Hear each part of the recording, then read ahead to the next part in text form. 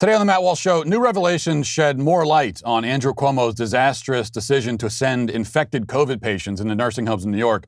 The scandal's even bigger than we thought. We'll talk about that today. Also, 5 headlines, including Dave Ramsey getting himself into trouble by criticizing the stimulus bills. But does he have a point? And in our Daily Cancellation, we'll discuss the backlash against a film critic who committed the sin of critiquing an actress. Can't do that as a film critic. Plus, I'll read my YouTube comments and much more today on the Matt Walsh Show.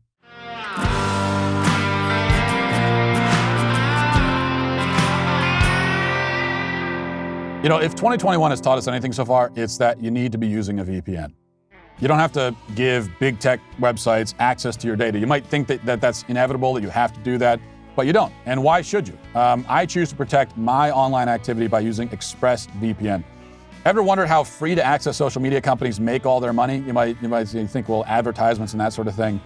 Well, no, the main way they do it is by tracking your searches, your video history, and everything you click on. And then they sell your valuable data. That's the way they're making their billions. When you use ExpressVPN, you make your online presence anonymous by hiding your IP address, and that makes your activity more difficult to trace and more difficult to sell to advertisers. What's more, ExpressVPN encrypts 100% of your data to protect you from eavesdroppers on your network. And the ExpressVPN app couldn't be easier to use. Here's all you have to do. I'll tell you the whole process. I'll lay it out for you. You tap a button on your phone or computer, and then you're protected. It really is as simple as that. So take back your online privacy with the VPN that I trust at expressvpn.com/Walsh. By visiting my link, you'll get an extra 3 months of ExpressVPN service for free on a 1-year package. Again, that's expressvpn.com/Walsh, expressvpn.com/Walsh to protect your data today. Now, as far as we know, 15,000 people have died from COVID in New York nursing homes. As far as we know. Emphasis on that part of it. The number is already much higher than the previous figure, which it turned out was being underreported by about 50%. We could probably assume that the actual number is higher still. But even pretending that the numbers at this point are accurate, 15,000 is a staggering figure. How did it get so bad? How could so many die, especially when they were already ostensibly isolated in care facilities? Shouldn't that have made them more protected instead of more vulnerable? Well, the how has been coming into sharper focus lately, and some revelations this week especially have helped to reveal the magnitude of this scandal in New York. First, the AP reports, based on records that it obtained, it says, that, quote, more than 9,000 recovering coronavirus patients in New York State were released from hospitals into nursing homes early in the pandemic under a controversial directive that was scrapped amid criticism of accelerated outbreaks. The new number of 9,056 recovering patients sent to hundreds of nursing homes is more than 40% higher than what the state health department previously released. And it raises new questions as to whether a March 25th directive from Governor Andrew Cuomo's administration helped spread sickness and death among residents, a charge the state disputes. Okay, 9,000. That's 9,000 people carrying a deadly virus. A virus known to especially infect and kill the elderly, and carrying it right into nursing homes. Keep in mind that we knew on March 25th that the elderly are most vulnerable to coronavirus. It cannot be claimed that Cuomo and his administration didn't realize what they were doing or didn't understand the implications. One of the first established facts about the coronavirus was that it hits the elderly hard and that it hits kids hardly at all. Those were the two things we knew about it right away. Those are maybe the only two facts about the coronavirus that have not changed. And yet leaders like Cuomo responded by shutting down schools and opening up the nursing homes to COVID. Why was this done? I mean, what was the reason? Or at least the stated reason? Well, the AP says this. The Cuomo administration's March 25th directive barred nursing homes from refusing people just because they had COVID-19. It was intended to free up space in hospitals swamped in the early days of the pandemic. It came under criticism from advocates for nursing home residents and their relatives who said that it had the potential to spread the virus in a state that had, at the time, had the nation's highest nursing home death toll already. Okay, free up space. So they had no choice but to send COVID patients into the nursing homes, effectively condemning thousands to death because the hospitals were swamped, overflowing at capacity, they say. Well, that's strange. It's strange when you consider this. Reading from a USA Today article published on April 23rd, 2020. It says the naval hospital ship USNS Comfort is set to leave New York City's harbor after it floated for 3 weeks, mostly empty of patients. Projections about the spread of the coronavirus sent New York State scrambling to increase its hospital bed capacity by more than double its 53,000 limit. The federal government was called in to convert spaces like the Jacob Javits Center in Manhattan into overflow hospitals, but a month after shutdown efforts, that capacity hasn't been stretched to its limits. Comfort and its 1,000 hospital beds sailed into New York late last month, but was under scrutiny for being sparsely used. Of 4 overflow hospitals built in the state, only the Javits Center has taken patients so far, according to state officials. Okay, that again, April 23rd, 2020. The hospital ship had been in the harbor for 3 weeks at that point. The directive to send COVID patients into nursing homes because of overflowing hospitals was signed on March 25th. So for the entire month of April, just about, patients were sent to nursing homes to free up space while an entire naval ship floated there unused, along with 4 other overflow hospitals that were also barely used. How do you make sense of this? Granted, I don't know all the logistical complications of sending patients into a hospital ship, but whatever they are, whatever extra effort or red tape had to be gone through, whatever it would be, wouldn't you make that effort rather than intentionally introducing the virus into communities of elderly people? So why weren't the ships used? We can only speculate. Here's one speculation that you can't help but wonder about. Did Cuomo choose to send the patients into nursing homes rather than onto the ships because he didn't want to have to say that Trump was helping? Was this all about making sure that Trump didn't get credit? You can't help but wonder. Did 15,000 elderly people die in order to protect Cuomo's political ego? Now, this possibility becomes even more prominent when you consider another big revelation this week. This is from the New York Post. This is what they report. Governor Andrew Cuomo's top aide privately apologized to Democratic lawmakers for withholding the state's nursing home death toll from COVID-19, telling them, quote, "We froze out of fear that the true numbers would be used against us by federal prosecutors." The stunning admission of a cover-up was made by Secretary to the Governor Melissa DeRosa during a video conference call with state Democratic leaders in which she said the Cuomo administration had rebuffed a legislative request for the tally in August because, quote, "right around the same time, President Donald Trump turns this into a giant political football," according to an audio recording of the 2-hour-plus meeting. She continues, "He starts tweeting that we killed everybody in nursing homes," DeRosa said. "He starts going after New Jersey Governor Phil Murphy, starts going after California Governor Newsom, starts going after Gretchen Whitmer." And the Post report continues, "In addition to attacking Cuomo's fellow Democratic governors," DeRosa said, "Trump directs the Department of Justice to do an investigation into us, and basically we froze." Okay, if this is true from the New York Post, and I see no reason to think that it isn't, then we have an admission of a cover-up, and one of the worst cover-ups in American history. That's not an exaggeration. This is easily, without question, one of the country's deadliest political scandals. We're talking about decisions that were made for political self-serving reasons, it would seem, that directly led to the deaths of thousands of people. More from the Post.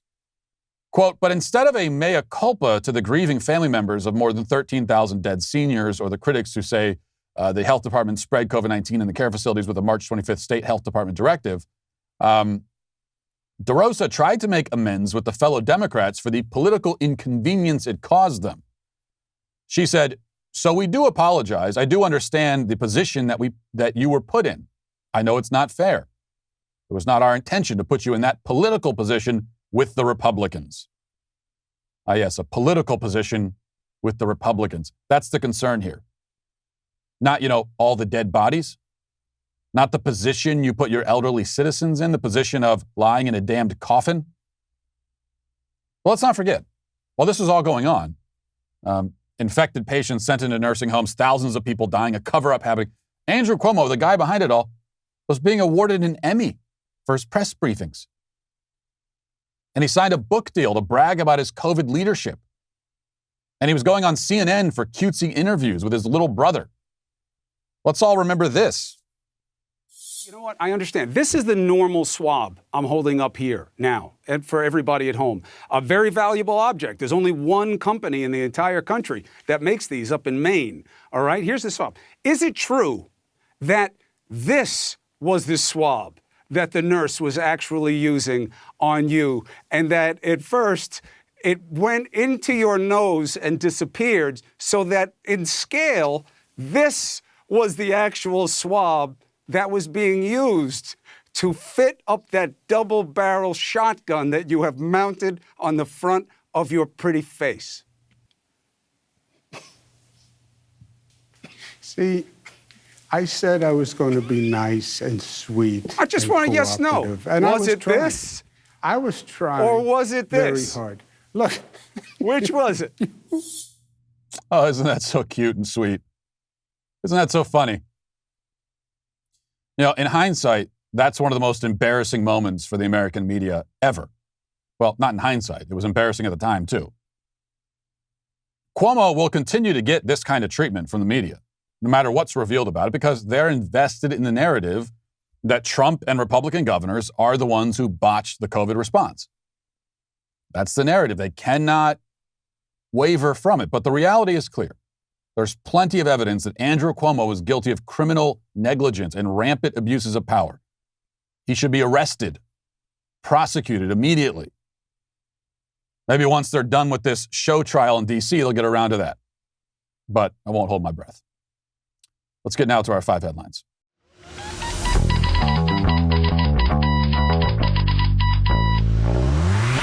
I think maybe we can agree that there is no benefit, no real silver lining to having acne. It's not anything anybody wants. We can't agree on much in society these days. This is one fact we can all unite around. You don't like having acne, and that's why you've got to try Proactiv. Proactiv combines gentle skincare paired with the best acne treatment for your skin. Proactiv has 3 different systems designed for your skin type. No matter your type of breakout, Proactiv combines gentle skincare paired with the best acne treatment for you. And they got the 3 systems that I mentioned. They've got Proactiv MD Advanced. That's prescription strength for stubborn breakouts. They've also got Proactiv Plus Gentle, which is for more gentle sort of skin types. And Proactiv Solution Original, that's the original system. It's suitable for all skin types. That's, if you don't know which one to grab, you just grab that one and you go from there. With clinically proven ingredients and tested by dermatologists, you get a simple 3-step system designed for you, and you can subscribe to consistently clear skin. And that way you can clear up this problem. You don't have to live with it. Right now is a great time to try Proactiv. For our podcast listeners, you can get a special offer available by going to proactiv.com/Walsh. Proactiv subscribers will receive the Hydrating Duo as a free gift. That includes 4 hydrogel masks and the green tea moisturizer. You also get free shipping. Again, visit proactiv.com/Walsh to take advantage of this special offer now. That's proactiv.com/Walsh and subscribe to Clear Skin. I just have to say, this is something I almost talked about for the Daily Cancellation, but then something else came along that annoyed me more, and so I'm doing that instead. But this is something that has plagued me for my whole life, and it happened to me again this morning when I was coming in. I was at the stopping at the gas station. The only thing worse than someone who doesn't hold the door for you when you're walking into a building right behind them is when somebody holds the door for you when you're too far away. Now, I was at the gas station. I was practically just getting out of my car. I was like 25 paces away. And this guy looks back, sees that I'm heading towards the door, and holds it for me. And I tried to give him the wave and say, no, it's fine. Go ahead. Just keep going. And he gives me the wave. Oh, I'll stand here. And so now it's just that awkward walk where I have to do that sort of half jog walk to get to the door faster than I otherwise would have. All for the sake of me not having to just do this and open it myself. I'm perfectly capable of doing that. You can just keep going. So that is a lot worse. And here's the mistake people make, and this is just the tip I'm going to give you. Walking inside a building, it's a very complicated procedure, but here's what you want to do. Because if you're walking into the building and then you look back, you do the check to make sure there's no one coming in behind you. If you catch eye contact with someone coming in behind you, now you feel like you have to hold it for them, right? And even if they're 20 paces away. So make sure when you look back, your eyes are looking down, so you'll catch just their feet. And then you can make a judgment of how many paces. If it's more than 10 paces, you just keep going, let them open the door for themselves. That's it. Okay.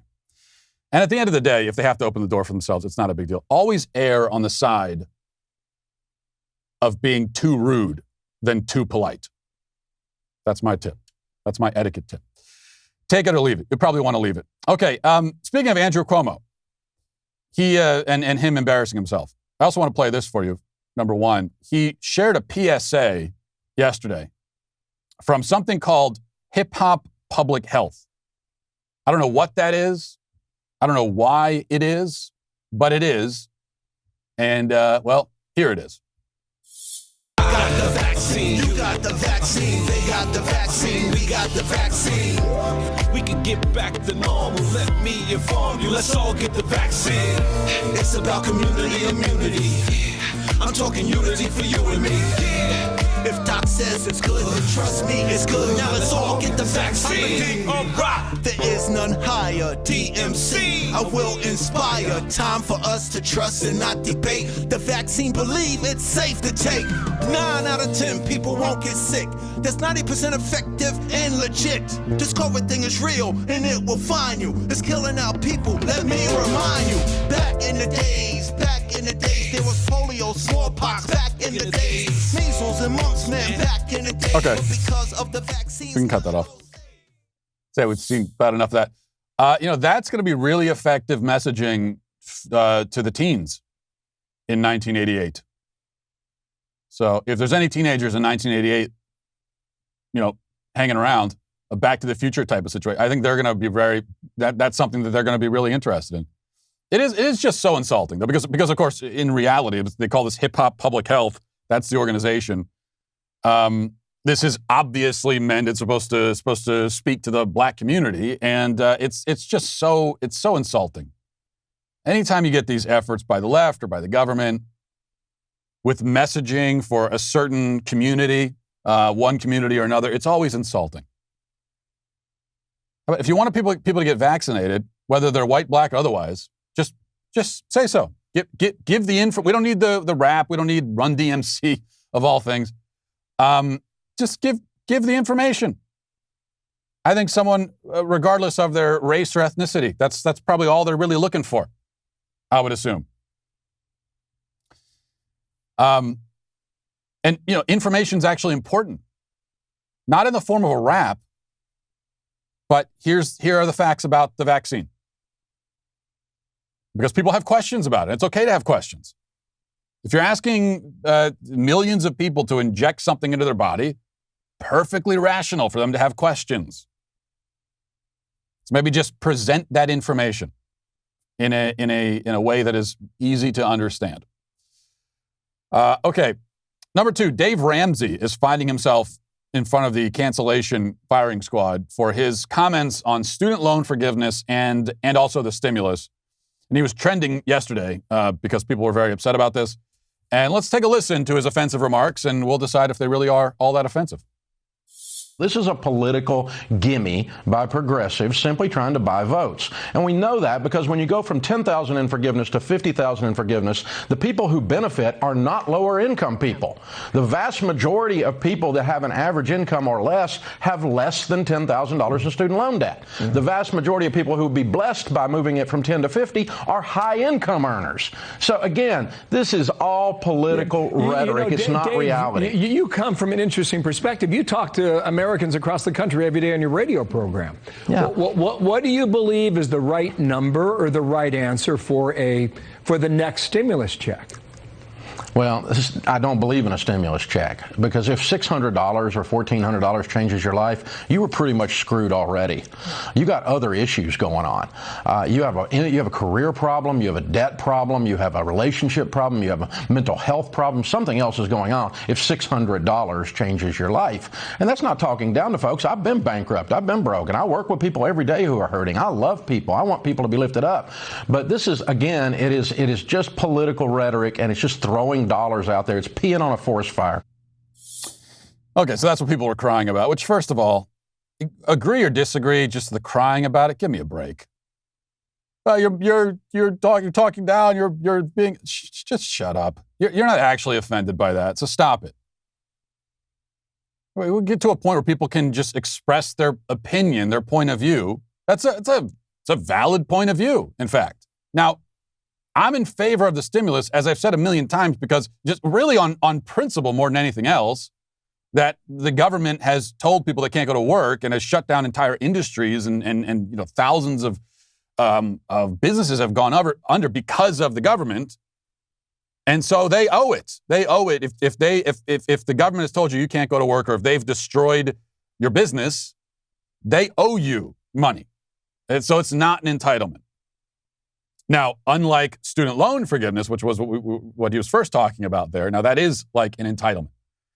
An entitlement in the sense, in the way that word has been used historically in this country, which is that when we talk about entitlements, usually we're talking about people getting money that they're not actually entitled to. So with a stimulus, the irony is that actually, in another sense, in a very literal sense, that is an entitlement because you are actually, in this case, entitled to it. So that all gets very confusing. But as far as the stimulus goes, this is the government's fault for shutting down the economy, and they owe it. So that's my take on it. However, it's also true that $600 or $1,200 or $2,000, that's not going to solve anybody's problem. If you've been bankrupted or your business has been destroyed by the lockdowns, then $600, even $2,000, that's not even a Band-Aid. So it is a question. How many people in the country right now are in a position because of the lockdowns where they're really hurting, but all they need is $1,200, and $1,200 is gonna solve everything? Does anyone fall into that category? I think there are a lot of people who've done okay through the lockdown because their industry wasn't that affected by it. That's the case, by the way, for the media, of which I am in the media. So there's a lot of people that are doing fine, or they're in another industry where they could work from home. It's a lot of people, and they don't need the money. They shouldn't get anything. A lot of them will get money, but they shouldn't because they don't need it. If you have been working through the pandemic and have not taken a big hit in your paycheck, you should get $0. Why should you get anything? I think many of us have been in the situation, maybe especially recently, where you just feel like you can't get ahead of your finances. It's not a fun situation to be in.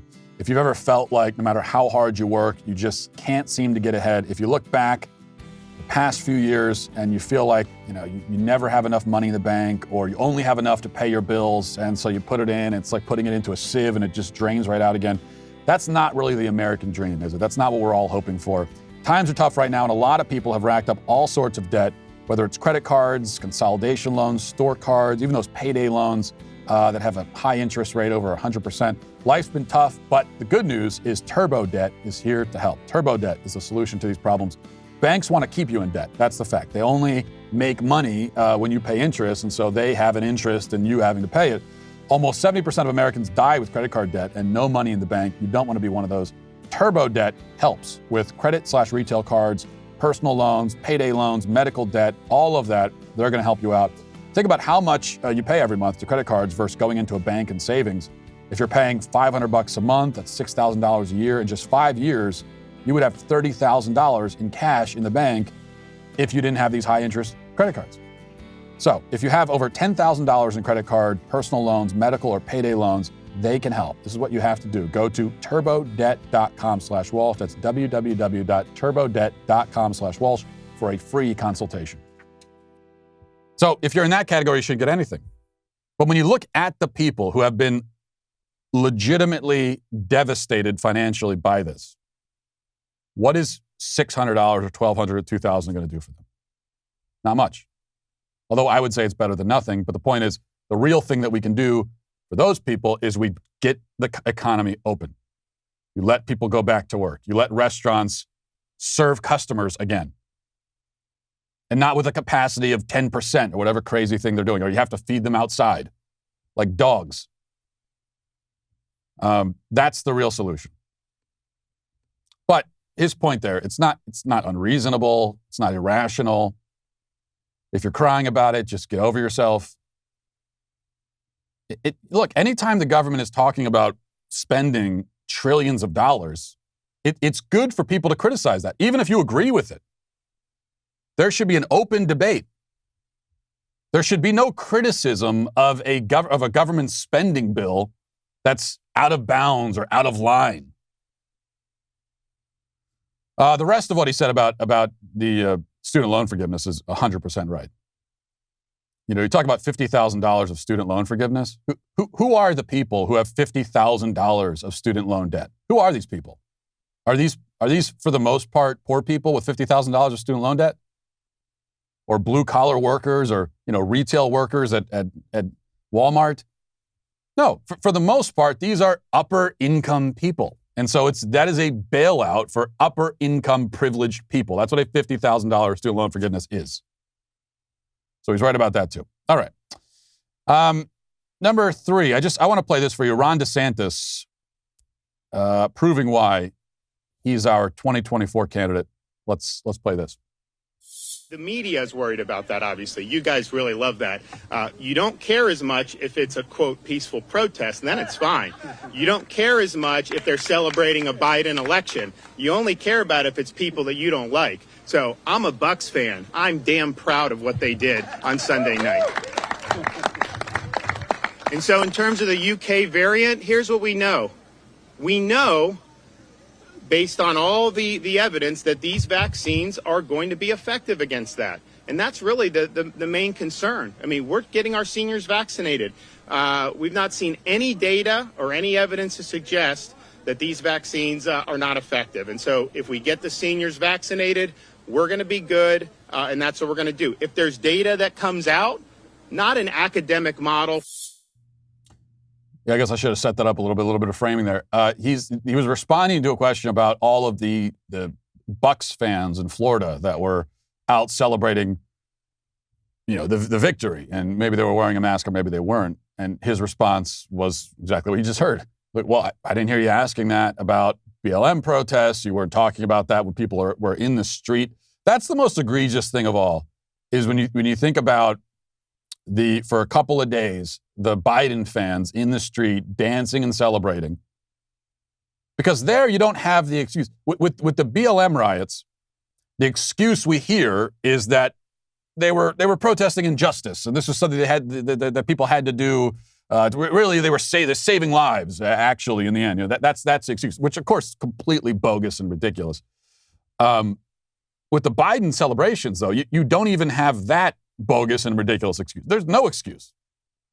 These are people that were happy because their guy won, and so they're out in the street celebrating. No criticism from the media about that.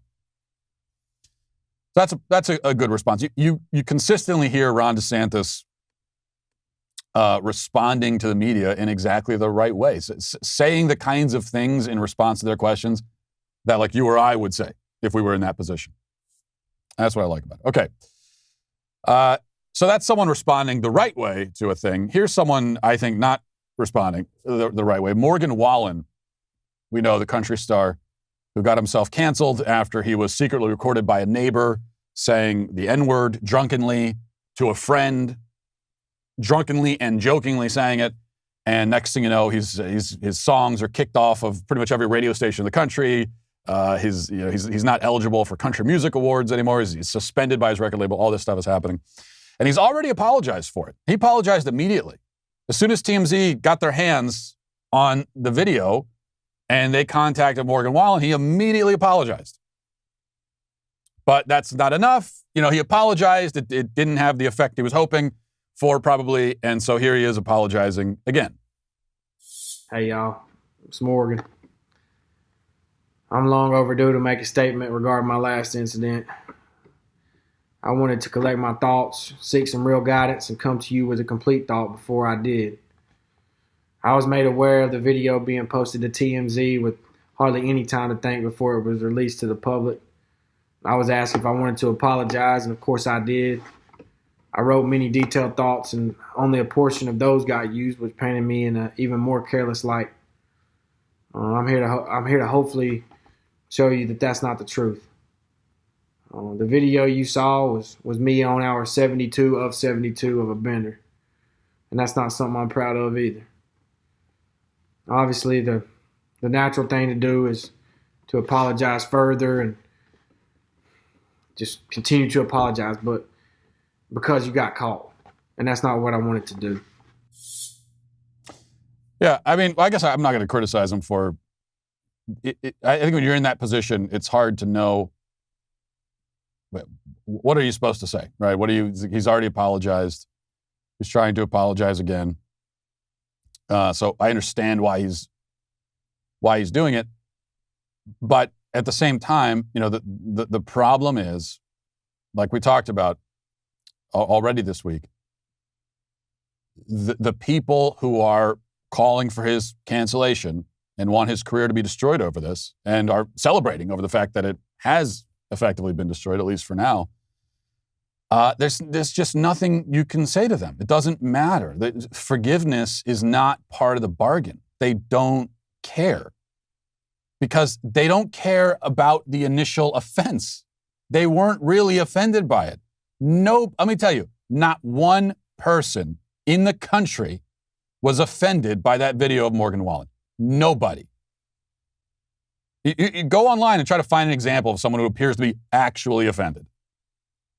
No, the reaction is, we got him. This is going to take him down now. All right, now we're going to take this guy down. It was like a celebratory, vengeful kind of bloodlust. For most people, they don't really care one way or another. Even if they are calling for for him to be fired and all this kind of stuff, they don't really care. There's no passion in it. It's just kind of casual. Let's destroy another person for the sake of it. But as far as the passionate people, it's vengeful. This is a guy, he's a white guy, he's a country star, lives in Nashville, suspected Trump supporter, even if he's not. He kind of fits the bill. And so, yeah, we got him. Let's take him down. That's the attitude. So there isn't any injured party for you to apologize to in reality. If there are people close to you in your life who are actually disappointed, maybe people in your family, especially as he points out, he was on a bender, all these kinds of things. Maybe he's got family members or personal friends who are really disappointed by this. Then you speak to them privately. You don't need to do it for the entire world. It's none of our business. It's not everybody in the public. We don't know Morgan Wallen. We were not involved in this. We're not injured by it. If there actually is anyone in his life who he feels he needs to, then you speak to them. Maybe he's already done that. That's enough. The apology does not need to be put on display for everyone. So continuing to address it and continuing to apologize, it's not going to have the desired effect. Because you're asking for grace and forgiveness from people who categorically will deny it. They will refuse it, no matter what you do. All right, number 5. Speaking of which, the Daily Beast is reporting on another major racism scandal, supposedly. They say, this is what they report. Once again, The Bachelor is trying to feel its way through a racism controversy, and this time it's not just a vexing contestant who's landed in hot water, but host Chris Harrison as well. On Wednesday, the Bachelor guru apologized for defending Rachel Kirkconnell after photos surfaced of the season frontrunner attending a plantation-themed party. Now, I don't know who any of these people are. I've never watched The Bachelor one time in my life. I don't know anything about the original controversy, but this is what they say. So she attended a plantation-themed party. Kirkconnell has already come under scrutiny for apparently liking racist social media posts. Now, big grain of salt there. The Daily Beast is saying that they're racist social media posts. Maybe there were. I have no idea. But there's a very good chance they weren't racist at all. Just because the media calls something racist does not at all mean that it was. So grain of salt there. I'm not sure what the social media posts were. They could have been anything. That's the thing with the media and the left. When they say the word racist, you just have no clue what they're actually talking about. They could be referring to actual racism, maybe. 99% of the time, though, they're not. So the word has lost meaning when they use it. As well as there were resurfaced photos of her wearing a Native American Halloween costume. Oh, no. Oh, my God. Oh, dear God. She was wearing a costume pretending to be someone she's not on Halloween? That's not the time for that.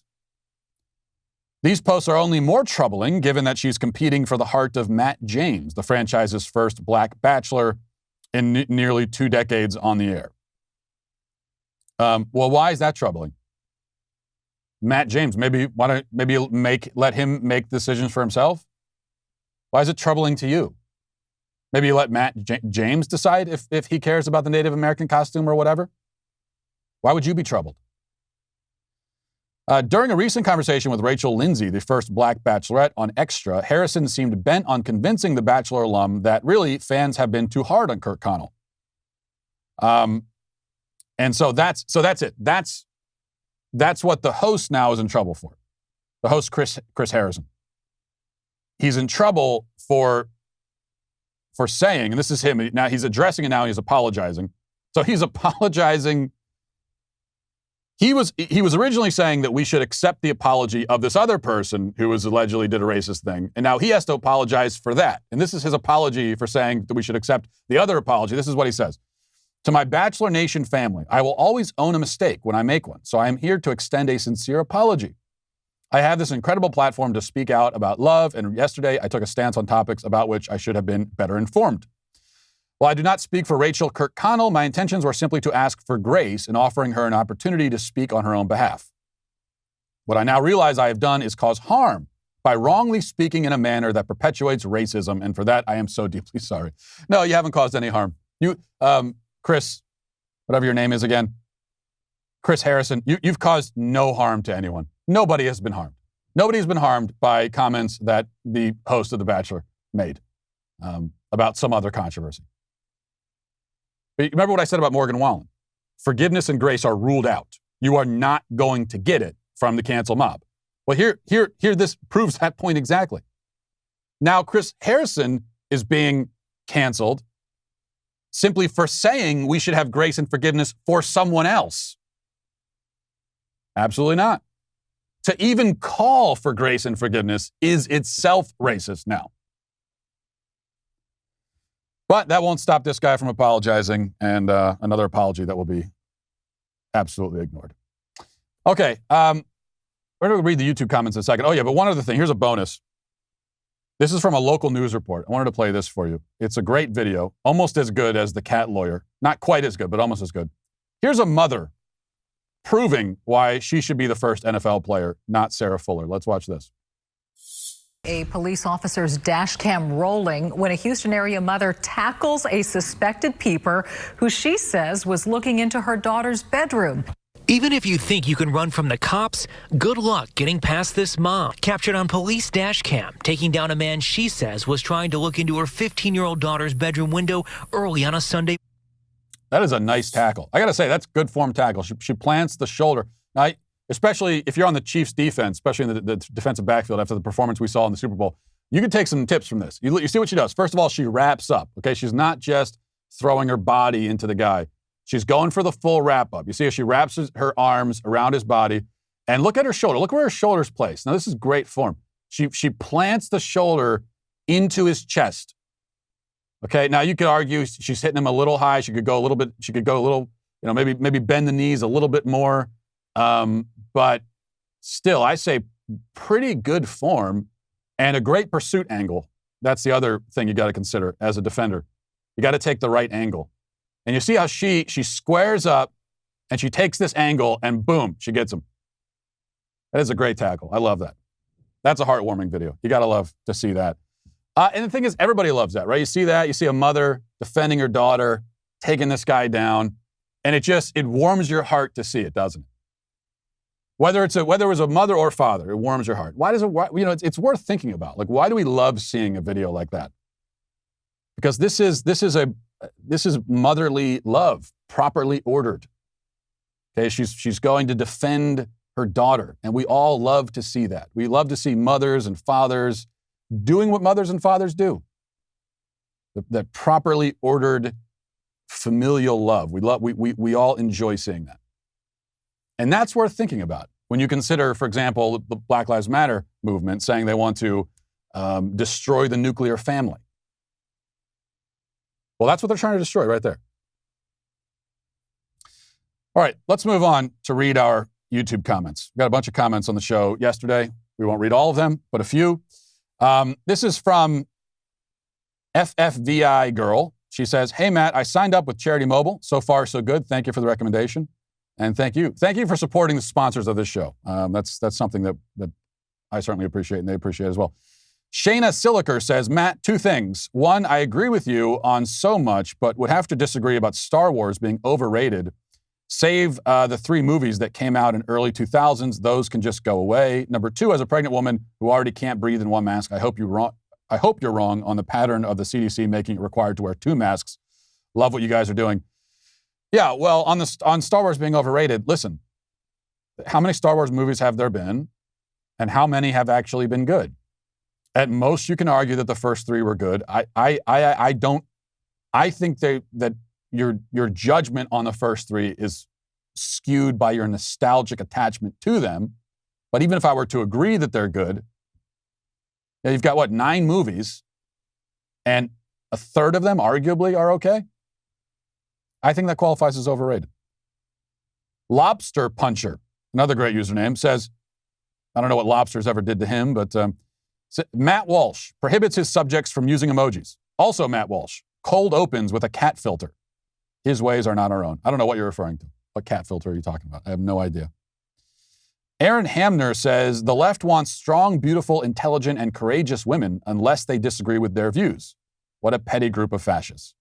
That's exactly right. They want women to be strong and independent, girl power, all of that, until the moment comes when a woman expresses a viewpoint that they disagree with, in which case, destroy her. That's the way that we know, of course, that's how it always works. Bill Berger says, Matt, a guy in a stairwell this morning screamed at me to maintain a 6 feet distance as I came closer to him and while he was climbing up towards me. A stairwell in a public building. We both had masks on. And I said to him and laughed that it would be coming to that at some point. If it could happen, it will. He screamed at me after I passed him, going, down the stairwell, 6 feet distancing, you jackass. I hope you get COVID. The wheels are not coming off, America. They've been off for a long time. I hope you get... Yeah, it is funny how quickly the very paranoid people, pro-maskers, it's funny how quickly they go from, I'm wearing a mask to protect you, to protect you. They go from that to, if you don't wear a mask, I hope you die. You know, they go from, I'm trying to protect you to, I hope you die in like 1 second flat. Which should tell you something about the pro-mask message. Chrissy Jensen finally says, so you say to get your kids out of public schools, but also you want the schools to open. Seems like maybe you should be celebrating that the public schools aren't teaching. It's kind of like your shoe cancellation. You don't want to see our feet, but also you canceled shoes. Hashtag there is no winning. Hashtag everything is bad. Well, I don't disagree with your hashtags, but yes, ultimately, as a society, I think we should move away from public schools. Ultimately, I think we should get the government out of the education business because they've done such a poor job of it. And I don't think that's just something the government should be doing, period. I don't think that's something we should rely on the government to do. So that's ultimately. And I've been saying that for years. But that's a gradual change you have to make as a society. You can't do it all at once because then disaster unfolds. It's not fair to the families. It's not fair to the kids. And the other important thing is, if we're getting rid of the government school system, you got to replace it with something. I never said there should be no education. And what's happening now is that we have effectively suspended the government school education for a year and replaced it with nothing for a lot of these kids. Because Zoom class is nothing. It amounts to nothing.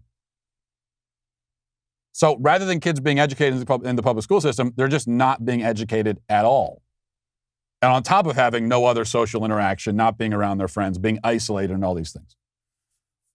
So yes, while I think that society should move that way, this is not the way to do it.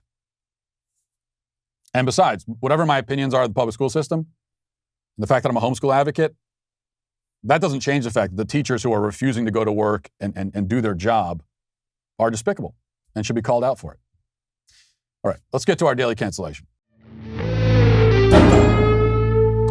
One thing you hear from business owners is that HR issues, when you're starting a business or you have a business, HR issues are the issues that can really kill you. Wrongful termination suits, minimum wage requirements, labor regulations, and HR manager salaries aren't cheap either. We're talking about an average of $70,000 a year. That's why you need Bambi. Bambi, spelled B-A-M-B-E, was created specifically for small businesses to address this problem. You can get a dedicated HR manager, craft HR policy, maintain your compliance, all for just $99 a month. With Bambi, you can change HR from your biggest liability to your biggest strength. Your dedicated HR manager is available by phone, email, real-time chat. This is somebody working for you. From onboarding to termination, they customize your policies to fit your business, and they help you manage your employees day to day, all for just $99 a month. Month to month, no hidden fees, cancel anytime. There's no risk involved here, so you got to try it out. Let Bambi help get your free HR audit today. You can at least go get the HR audit. Go to Bambi.com/Walsh right now to schedule your free HR audit. That's Bambi.com/Walsh, spelled BAMBEE.com/Walsh. And next up, please join me in a special edition of my Daily Cancellation featuring Disney Plus and their long list of double standards. More excitingly, this cancellation comes with some pretty big news, I think. The Daily Wire just announced that we'll be making a movie with Gina Carano, the Mandalorian actress that Disney just canceled. Her crime? Disagreeing with woke Hollywood. Pretty unbelievable times we're living in right now. So, you could lose your job for being an independent thinker. That's what it comes down to. But add it to the list, I guess. This was a classic Disney, happily ever after, public display of contempt for conservative opinions. The irony, however, is whether Hollywood realizes it or not, they're just encouraging conservatives to be more active in the film space, their film space. We launched Run, Hide, Fight last month, and we're very excited to have Gina on board with us for what's next on the entertainment slate. Effective now, she'll be working with the Daily Wire to develop, produce, and star in an upcoming film to be released exclusively to members. That's pretty exciting. Stay tuned for more movie details over at dailywire.com and get 25% off your membership today with code GINA. We already got the code ready for you. Don't miss out on any content. Go to dailywire.com/Walsh, subscribe, and use code GINA to get 25% off your Daily Wire membership. That's GINA for 25% off today. Now let's get to our daily cancellation. Today we're going to cancel Variety, the magazine Variety, and also Carey Mulligan, who's an actress who I actually thought was pretty good in the one thing I saw her in. Unless I'm thinking of something else, I don't know. Anyway, to understand how this cancellation came about, we must reach back in time, all the way back to January of 2020. So back then, a year ago, a film critic named Dennis Harvey wrote a review for Variety of Carey Mulligan's new film, which was called Promising Young Woman. Now that movie, according to IMDb, is about, quote, a young woman traumatized by a tragic event in her past who seeks out vengeance against those who crossed her path. Not exactly revolutionary stuff from the sound of it, but that's all right. The film critic Harvey basically liked the movie, but thought that some elements of it didn't quite work. Specifically, he thought that Mulligan's performance was maybe a little bit off. Okay, here's what he said. Mulligan, a fine actress, seems a bit of an odd choice as this admittedly many-layered apparent femme fatale. Margot Robbie is a producer here, and one can perhaps too easily imagine the role might once have been intended for her. Whereas with this star, Cassie wears her pickup bait gear like bad drag. Even her long blonde hair seems a put-on. The flat American accent she delivers in her lowest voice register likewise seems a bit meta, though it's not quite clear what the quote marks around this performance signify. Still, like everything here, this turn is skillful, entertaining, and challenging, even when the eccentric method obscures the precise message. That's what he said. Now, you might hear that and think, how dare this man critique that poor woman? I mean, you might think that if you're a stupendous moron who doesn't understand that critiquing is literally the whole job of the critic. So it seems that Mulligan herself did not understand this or pretended not to understand it, and whether what comes next is the result of her being a stupendous moron or just a petty, ridiculous bully is up to you to decide. I tend to think it's more of the latter. What happened is that a year later, in an interview with the New York Times, published with the title, Carey Mulligan Won't Let Hollywood Off the Hook, Mulligan complained about that Variety review, which again, at this point, was a year ago, and she's still thinking about it. She said, quote, I read the Variety review because I'm a weak person, Mulligan said, and I took issue with it. She paused, debating whether she really wanted to go there. It felt like it was basically saying that I wasn't hot enough to pull off this kind of ruse, she said finally. Mulligan can still recite some of the lines from that review, but she said, it wasn't some sort of ego-wounding thing, like I fully can see that Margot Robbie is a goddess. What bothered Mulligan most was that people might read a high-profile critique of an actress's physical appearance and blithely accept it. It drove me so crazy. I was like, really? for this film, you're going to write something that is so transparent now in 2020? I just couldn't believe it. Yes, a film critic criticizing in 2020? Unbelievable. No, Carey, what's unbelievable, or perhaps all too believable, is that you were roundly praised and celebrated for your performance in this dumb movie, and one guy offers a mild dissent and you stew over it for a year and then smear him as a misogynist? That's the part that stands out to me. The only part of Mulligan's diatribe that I agree with is that she says she's a weak person. Now, that is clearly true. But weak people can still be bullies. In fact, they often are. And that's what she's doing here. She is bullying. And she didn't stop. A couple of months later, she was doing an interview or a discussion with another actress. And in fact, she was doing this for Variety. This was filmed by Variety and published on their platform. And in this discussion, she still couldn't shut up about the one film critic who sort of criticized her one time. Let's take a listen. I know recently you called out a movie review and their criticism and saying that it was sexist, and they ended up apologizing for it. And I just wanted you to kind of speak to that and what that really meant for you. I feel it's important that, that criticism is constructive. I think it's important that we are looking at the right things when it comes to work, and we're looking at the art, and we're looking at the performance, and the way that a film is made. And I don't think that goes to the appearance of an actor or your personal preference for what an actor does or doesn't look like. I think in criticizing or bemoaning a lack of attractiveness on my part in a character, it wasn't a personal slight. It wasn't something that I felt, it didn't wound my ego, but it made me concerned that in such a big publication, an actress's appearance could be criticized, and it could be, that could be accepted as completely reasonable criticism. Okay, so she's concerned. She's very concerned. She's not worried about herself. That's not why she's stewing over this review for a year and a half. It's not that she's concerned. It's that it's not about herself, right? She's looking out for everybody else and all the women out there. That's what this is about. Everything she's saying about the review is completely wrong. Of course, he didn't say that she isn't hot enough. He was talking, and he's by the way, the reviewer is a gay man, so it's probably unlikely that he would be judging her on that basis anyway. He was talking about the way that she inhabited and embodied the role. This is a very common thing for critics to bring up, for both men and women.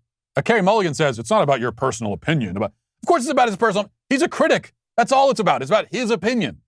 Now, how far that opinion goes with you, how much you care about his opinion, that's a different subject.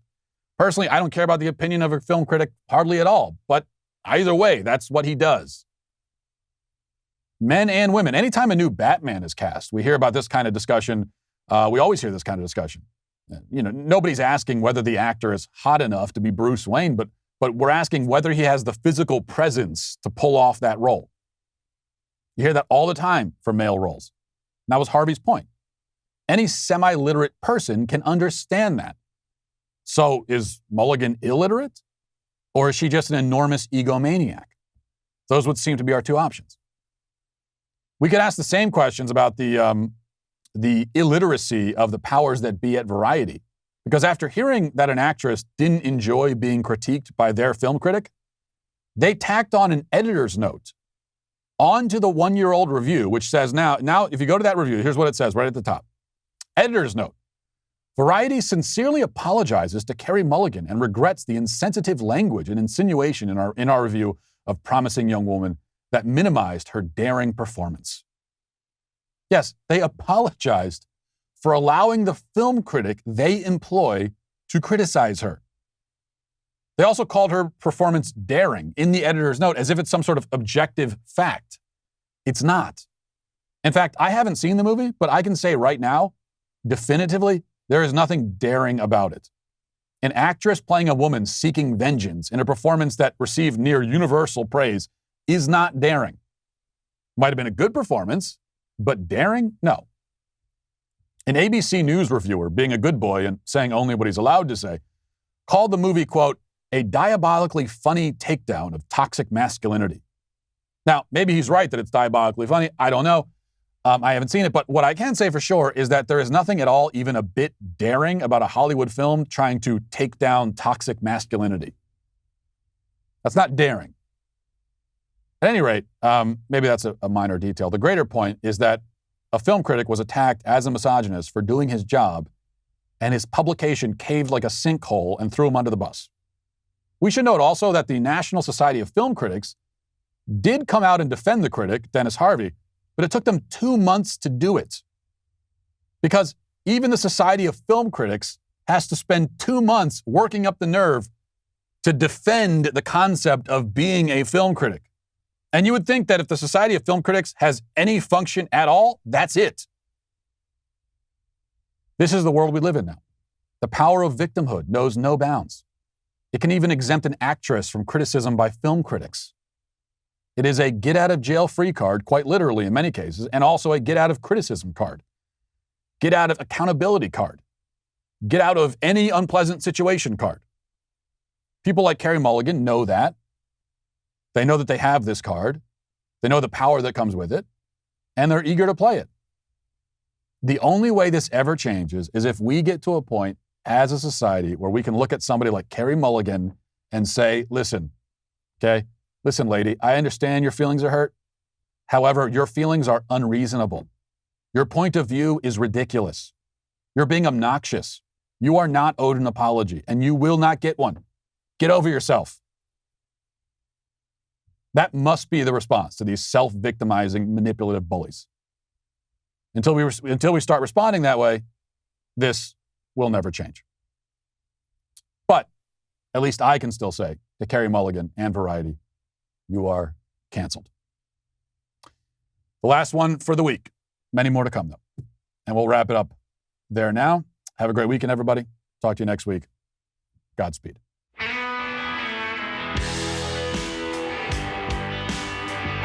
The Matt Walsh Show is produced by Sean Hampton, executive producer Jeremy Boring. Our supervising producers are Mathis Glover and Robert Sterling. Our technical director is Austin Stevens. Production manager Pavel Vodosky. The show is edited by Danny D'Amico. Our audio is mixed by Mike Coromina. Hair and makeup is done by Nika Geneva. And our production coordinator is McKenna Waters. The Matt Walsh Show is a Daily Wire production. Copyright Daily Wire 2021.